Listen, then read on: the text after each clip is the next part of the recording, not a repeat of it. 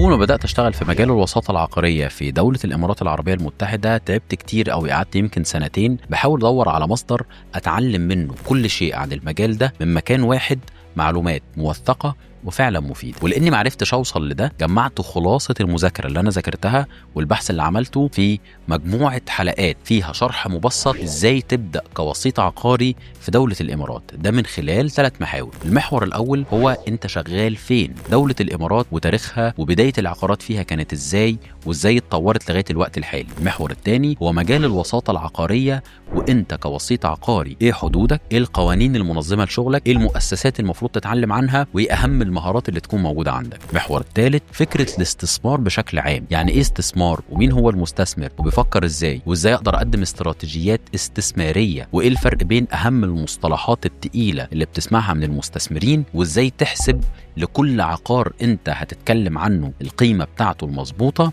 وازاي تفرق كل عقار لكل مستثمر وتوضح له بالظبط هو هيكسب ايه، واخيرا ازاي تنشئ محفظه عقاريه مع مستثمر وايه الخطوات الصحيحه عشان تعمل ده. الكورس ده خلاصه تعب ومذاكره ومجهود كبير قوي عشان ان شاء الله لو اتفرجت عليه كاملا تقدر توصل للي انت عايزه، يبقى بوابتك مش مجرد سيلز عقارات او وسيط عقاري، يبقى بوابتك لخبير او مستشار عقاري بيقدر يقدم الاستشاره الصح للعميل الصح، وتاسس مع عملائك شراكه استراتيجيه بتقدر من خلال خبرتك ومعلوماتك فيها انك ترشح لهم دايما الاختيار الصح. تابعني في كورس الوساطه العقاريه، انا خالد حسنين. يشرفني ان حضرتك لو عندك سؤال او استفسار تبعت لي وان شاء الله اقدر اجاوب عليه.